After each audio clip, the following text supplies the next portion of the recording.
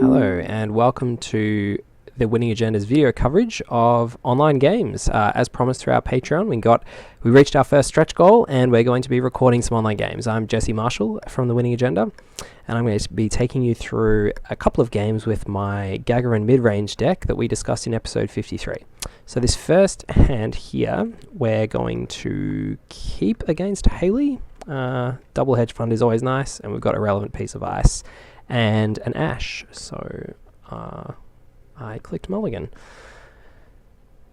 Well, I guess we'll just go with this then. This is a far worse hand, but we'll make do. Alright, so hedge funds, we're going to install capital investors, and then we're going to play the archer on R&D.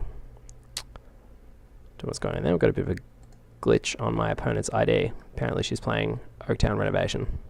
Haley's back, that's good. Alright, so sorry about that mulligan there. I was just sorting out a couple of other things, but anyway, we've seemed to have escaped the first two clicks unscathed.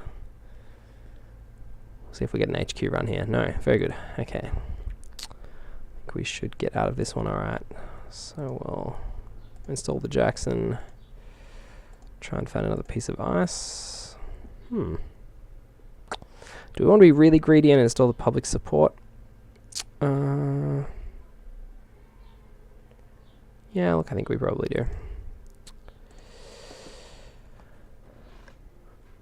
Hopefully no runs on HQ here.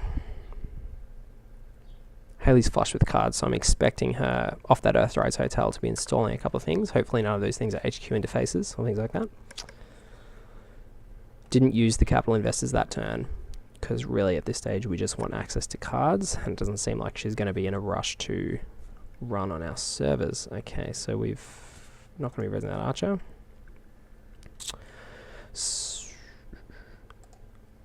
Not very likely this is going to hit an agenda, given that 3 of them are in our hand and there's only 6 left in the deck. Nothing relevant apparently. Got a draw. I wonder what Haley's looking for. Going to be triggering her ability to install a David. Okay.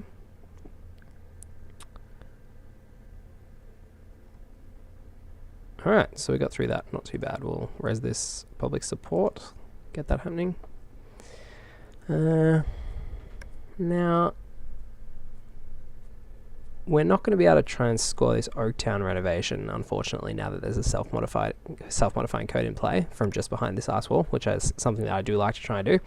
But we may well be able to try and score this NEPD contract this turn. That being said, I think it's probably better if we play the hedge fund and the ice wall this turn. So we'll chuck the ice wall in HQ. Hedge fund just get high enough so that whatever ice we draw in the next couple of turns, we'll be able to still res it and score and leave some money up to res the ice on our central servers. If he does want to go in and get that public support at this point, unless he's got a sure gamble or some other economy this turn, it's going to cost him a decent chunk of his cash. I dare say he's probably going to leave it till next turn, which is pretty good for us, because then we can try and dig for another piece of ice off the Jackson. Okay, so again, we're not going to be resing that archer, because we can't. Probably want to try and deal with that David anyway. That's unfortunate. Indexing. But again, we've got a Jackson in play and 3 agendas in our hand. There's only 6 in the deck out of 32 cards.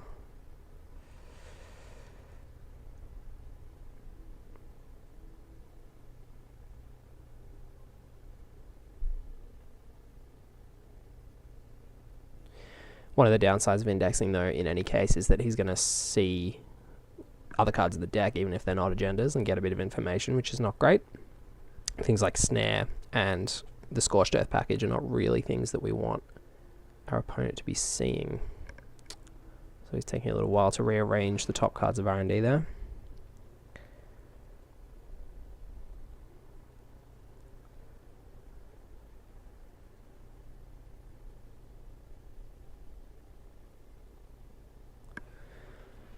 And he's running again. Now, the question is this a bluff? Do I want those 2 hedge funds back?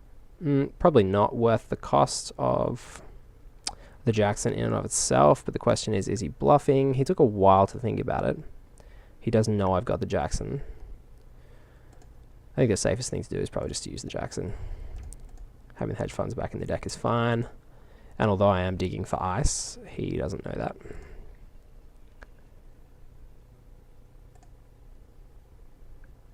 Hopefully it's not an agenda. It's not good. Just got 1 click and 5 credits.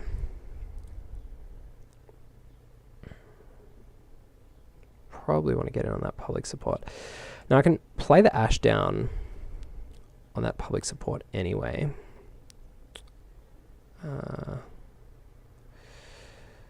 So I'm going to draw and see if I can find an ice first. Miramati ideally would want to have on HQ, but I think given the importance of that public support to getting that archer online, I am going to spend it on that remote. And then we'll put the ash in the server so that we're ready to go. And just to really make sure that that public support gets through. At this point, corporate town not as important as that archer, given that the only resource is a street peddler, which he can use in response to the res of the corporate town anyway before it triggers. So you can't kill things like street peddler or personal workshop with corporate town, unfortunately, because you have to res it at the end of their turn, and then they have a chance to respond before your triggers go off at the beginning of your turn. So short gamble, stim hack, okay. So not ideal. Losing that public support is mildly annoying, but we can force him to spend quite a bit of cash here in order to get it.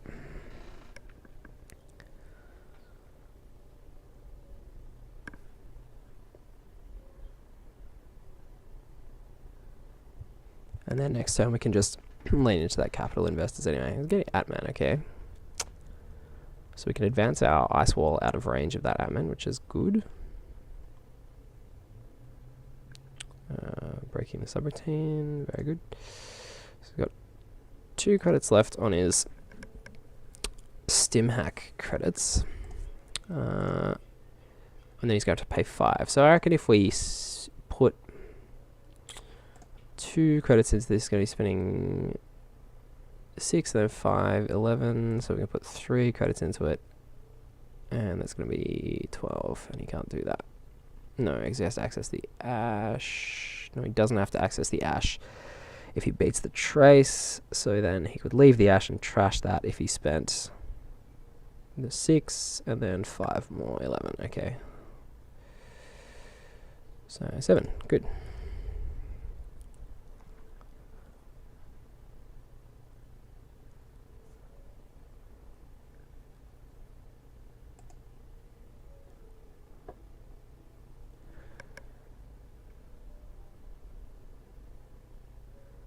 Okay, so he's down to 7. He's going to have to go pretty low. Very good. So he goes to 1.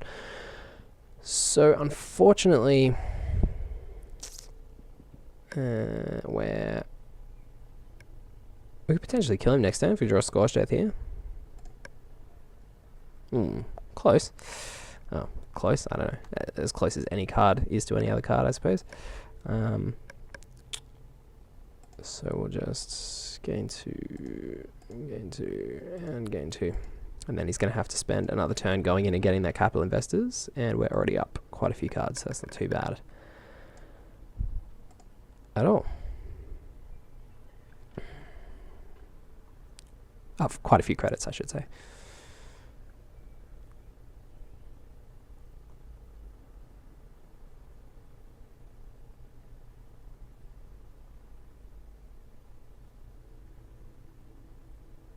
So he doesn't want to trash the capital investors. That's pretty good.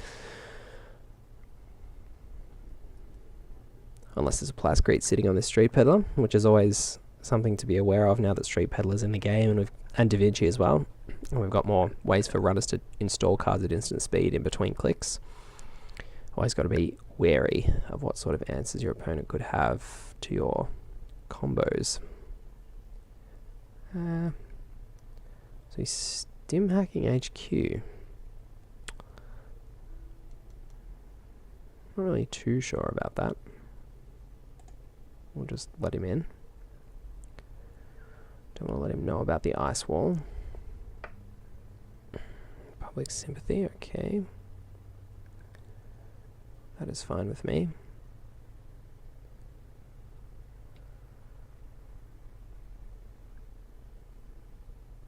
Lady, alright. So that unfortunately negates our advancing the ice wall play, but my opponent is still on 0 credits. So a scorched earth, not a kill. He had a click left. Jackson is good. So we'll draw 2, and we have a choice here to protect HQ or protect the capital investors. I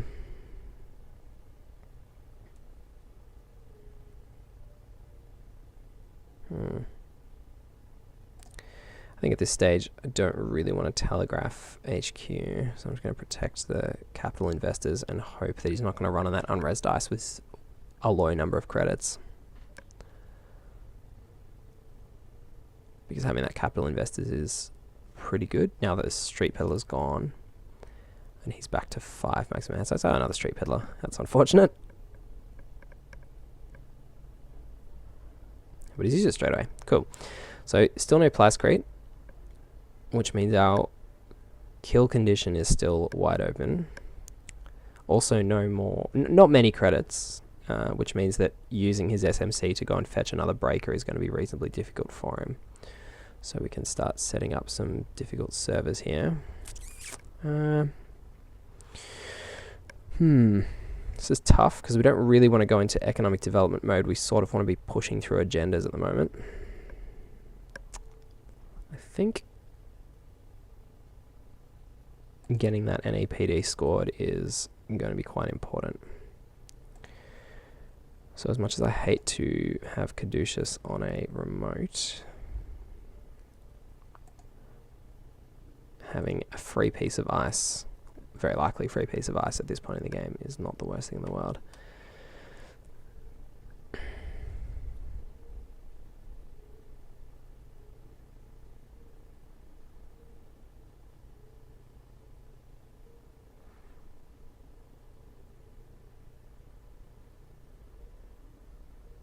Okay.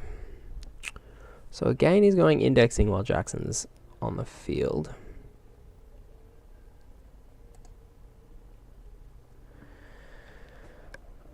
Which is good in a way, because it means he's not gaining 6 and running the remote, which wouldn't have been ideal.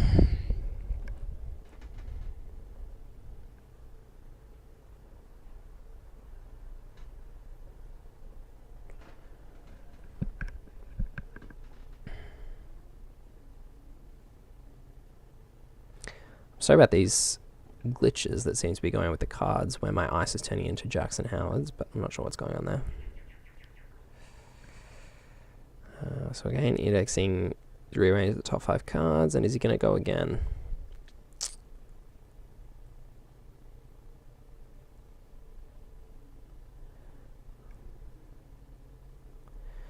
Again, I think agenda points are worth more to me than the Jackson, so even though he could potentially be bluffing, we're going to put those cards back in and get rid of the Jackson.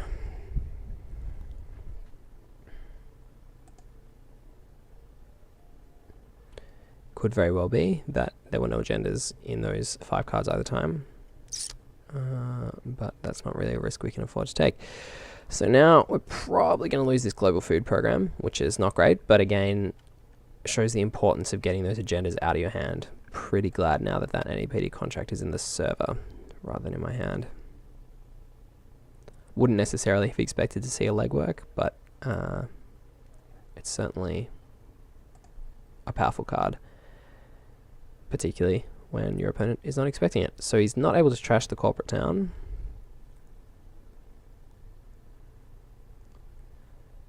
Gets the global food initiative, which is unfortunate. Corrects his agenda points, and he sees the sea source. So now we can score out this NAPD, which unfortunately puts us pretty low, but still gives us enough credits to res the tour guide, which is the important thing, because that's what's going to get us back in the game economically.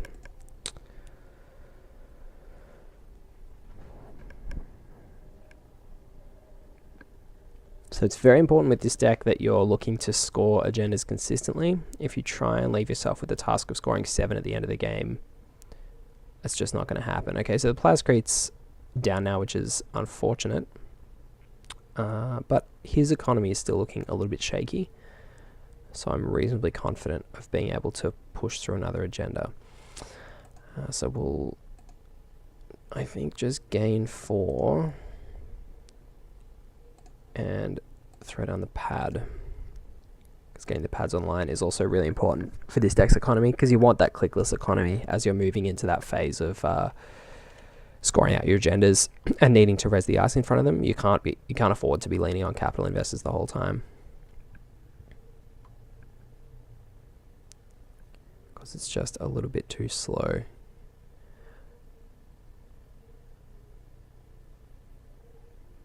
Certainly better than clicking for credits, but compared to Magnum Opus, when you've got 3 clicks at your disposal compared to 4, it feels a little bit more taxing on your resources to consistently be using it. Certainly not good for tempo. Alright, so I think now's the point where we're going to have to res this archer and use up that David, because we really can't afford to have 2 cards being seen off R&D.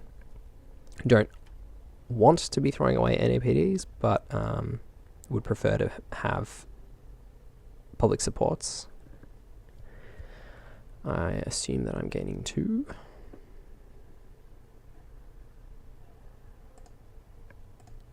Wonderful. And we're hoping that this doesn't give up any agenda points, although it's getting more and more likely that there is going to be an agenda. Unfortunately, 2 of those agendas that were in my hand have been stolen, which was not ideal. Would have liked to have scored more than one of those that we had in the first few turns. So make sure we res the pad before the turn starts.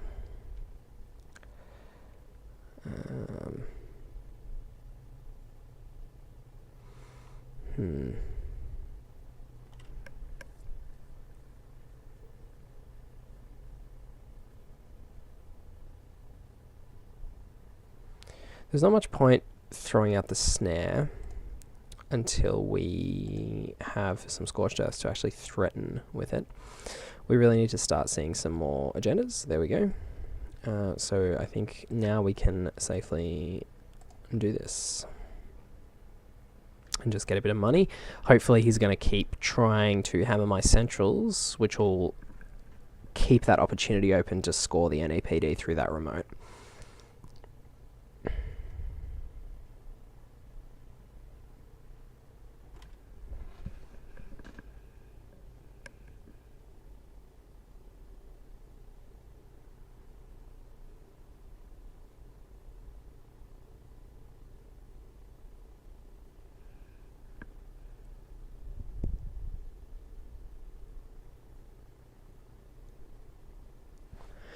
Okay, so a reasonably uneventful turn for my opponent.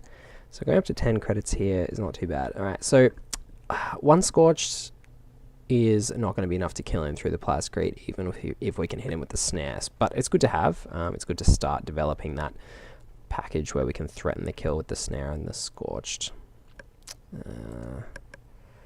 Good thing to have up our sleeve. Alright, so I think we're going to push ahead with this. 2 credits is not going to be enough with his 4 clicks to get him through here and score the NAPD.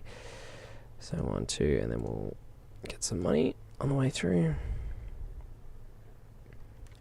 So our economy is looking reasonably healthy at this point. He's got a David that's not going to be doing a lot for him, with no power counters on it.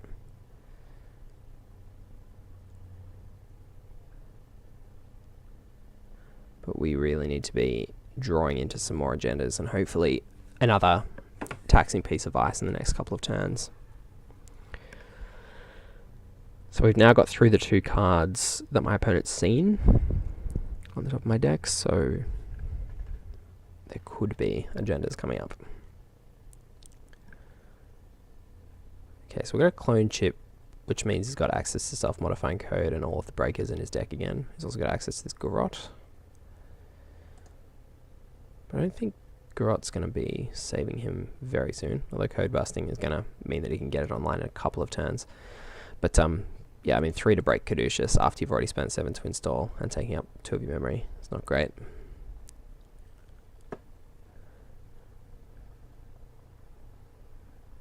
And the density of the agendas in the deck is hopefully going to mean that getting through that Archer is a losing proposition for him. Okay, so this is not too bad. I think we can probably think... I mean, the interesting thing here is we can think about killing that public sympathy and then killing him with Seasource Double Scorched through the Plascrete as well, unless he installs a second Plascrete. So that's going to be interesting in the next couple of turns, which means that we really don't want to be pitching the corporate town. I think pitching the ice wall here, it's probably not worth the click and the cost of installing that at this point. It's certainly less essential to our plan than the other cards. Forfeiting agenda to corporate town might seem like a pretty high risk play. It's probably more high risk now, given that there's a street peddler, and again, could be another Plascrete under there. I was going to say that you can always just choose to do it at the start of your turn when you know you've got the kill. There's nothing they can do about it. But there's the power of street peddler again. Alright, so he's got 1 click left, and he's running HQ. Unfortunately, not his last click.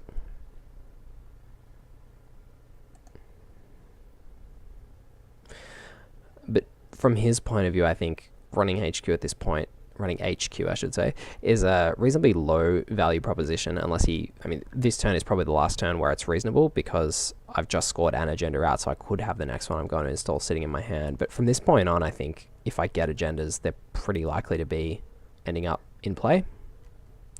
So he's really raced through his deck with these street peddlers. He's only got 6 cards left, so I'm not that worried about Astrolabe triggering. I think having the pad campaign is going to be good. But what I'm going to do is draw just to see if I can find something relevant, either ice or an agenda or an ash. And then we've got 2 clicks left for the hedge fund and the pad. All right, on Oaktown, not quite the agenda that we want to see at this point.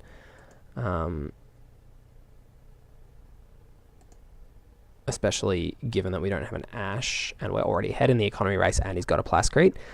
Those are sort of, yeah, I mean, helping you out with the Seasource trace is one of the reasons that you like Oaktown early, and not dipping on your credits so that you can afford to res your ice is another reason. But given that we've got relatively inexpensive ice sitting here at the moment, we're far ahead in the economy and there's not a huge threat of Seasource at this particular moment. It's not the best news. So he's stim hacking again. And we're going to see the Atman for 6 potentially here. Alright. And then 4 to break. Which is going to mean that he's not stealing NAPDs, which is good. Although there's only 1 NAPD left in the deck. Okay.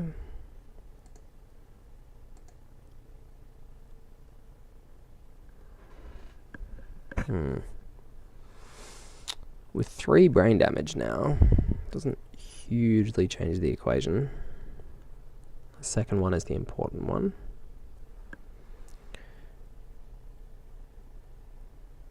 But that street peddler is gone.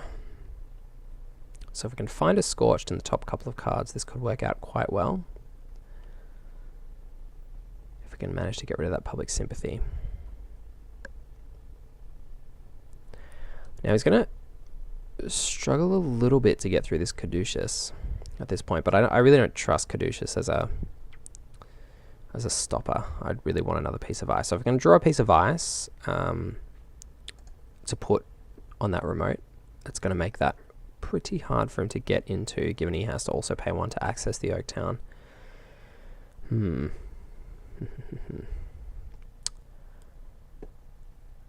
It may just be... it's a bit tough, given he's getting to the start of the turn. He's running out of cards, though. If only we had that second Scorched Earth. Where is it? Where is it? Where is it? Okay. Yeah, I don't think we're in a rush. But the question is that Oak Town going to be safer trying to score it out behind that Caduceus this turn, or is it going to be safer sitting in my hand?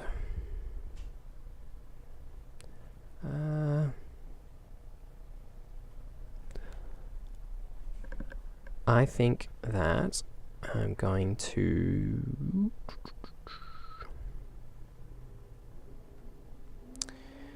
Yeah, I don't think it's worth risking it. We're going to have the public support. No, I think we'll draw first, because we really want to find that other Scorched. And then we can... Okay, so we've drawn a Caduceus. I think he's probably not going to get through 2 Caduceus, so we can put that public support. We're not putting in a new remote because we don't want to take up that scoring server. And then we can install there to get that ready for the Oak Town next turn. He might read that, and he might now run HQ. But that being said, I mean, this Earthrise is reasonably useless unless he's got a levy coming out this turn. But if he's levying, he's losing a fair amount of tempo, and that might allow us to score the Oak Town anyway. He's also losing access to everything from his clone ship.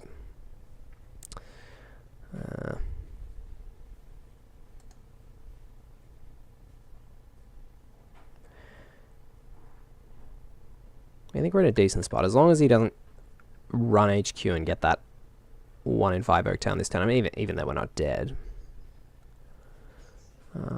Self-modifying code at this point, I'm not sure is worth the click.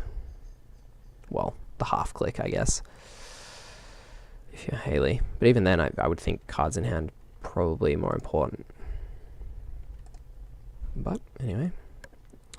Okay, so there's our second Scorch. So we can afford to force the run, because he's only got access to 3 cards anyway in his deck.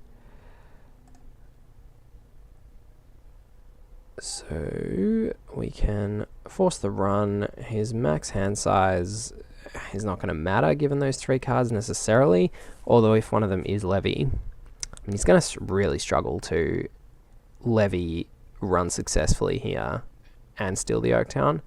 But I think it's probably worth having the corporate town out there just in case he does that.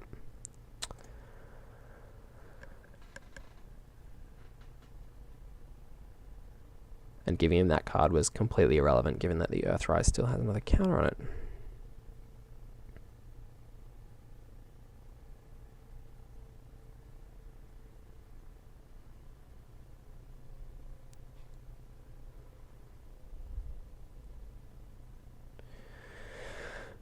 Go up to 8, down to 5 to play daily cast. Okay, I think we're in a decent spot here. Yeah, so he's got the levy, but he's out of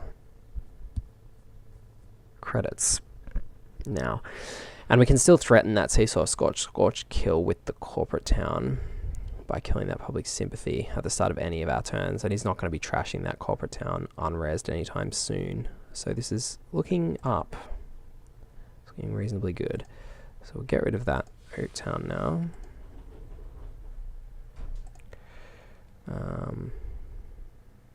Will we? Yeah, we will. Probably could have installed the tour guide over R&D that turn instead of scoring out the Oak Town. That was probably a mistake. Because we don't want him randomly just accessing 2 agendas off the top of R&D. It's pretty much the only way that we can lose at this point.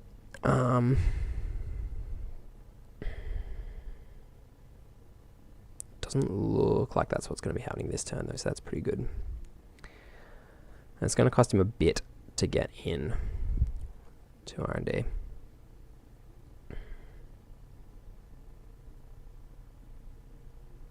If we put the tour guide there as well, given that we now have 4 rezzed assets. And he's going to have to get the breaker to do it. So I think that's going to be good next turn. And try and force him. Also, if we can draw a... Okay. I think we can afford to draw to try and find an agenda.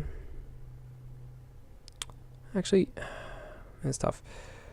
Tour guide on RD is definitely happening. Yeah, I think we'll put the Ash in the server now, and then we can afford to sort of aggressively draw and just dump things on the server from this turn on, assuming that he makes some sort of run in the next couple of turns. Yeah, we're just going to.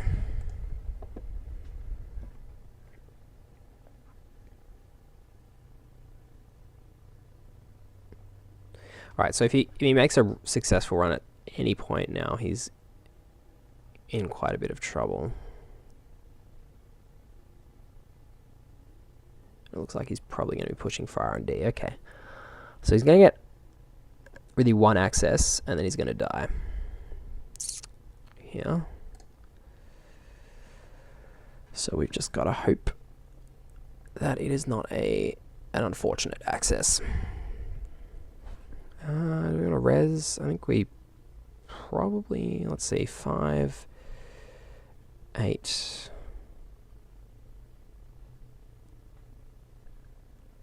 Yeah, I don't think it's going to make it. Oh.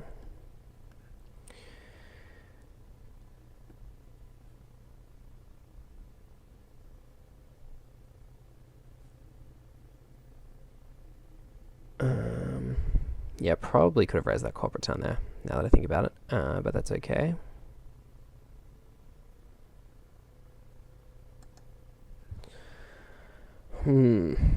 It's going to have to be a global food initiative, and then there's 2 other agendas that he can steal at this point. So there's 3 cards. He needs to see 2 of those off the top. Nervous times.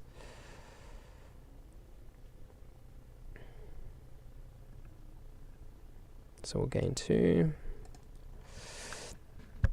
And the last access. 3 cards.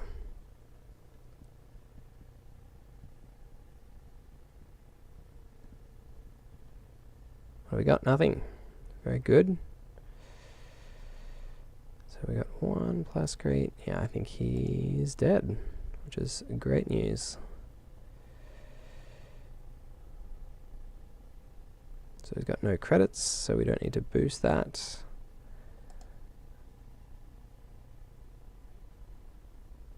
And we can double scorched.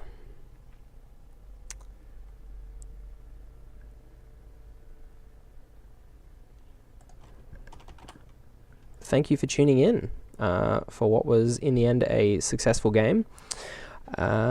We hope you enjoyed it, and I hope you tune in for the rest of the games in this series. I'll be playing a few more games with the Gagarin deck, so make sure you look out for them. Thanks, guys.